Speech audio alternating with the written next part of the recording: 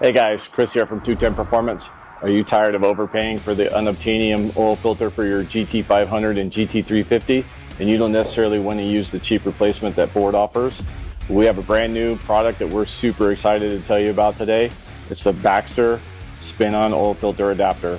This will allow you to use any FL500 or FL500 style filter for any Schrader and Coyote platform. The original filter had a steel insert for running the really high oil pressures that these cars run.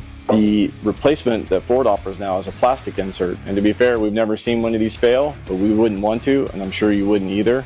And now with the Baxter spin-on oil filter adapter, you can run the FL500 or any FL500 style filter and have peace of mind knowing that you will never have this issue. So with about an extra 15 minutes and your standard oil change, you'll be able to simply install the Baxter oil filter adapter and then install your FL500 oil filter, and it'll make your oil changes a lot simpler and obviously a lot easier to find this filter at any auto parts or any Ford dealership. You'll need 3 extra tools during your oil change. You'll need a wrench for your Schrader valve, you'll need an Allen wrench for your block offs, and you'll need a torque wrench because this will be torqued to 40 foot-pounds. So we've got a GT350 on the lift.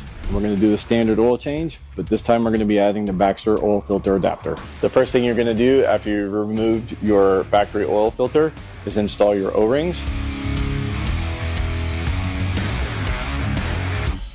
And then you're going to want to apply some grease.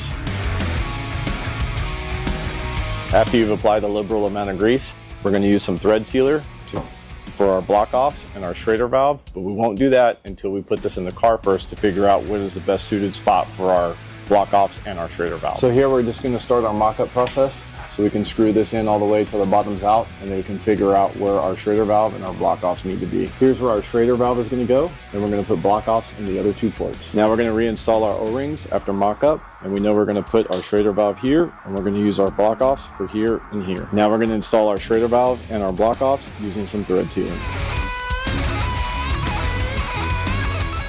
We'll do a final torque on these once everything is installed. Now we're going to install the Baxter spin-on oil filter adapter. Once we get it fully seated, we'll torque it to 40 foot-pounds.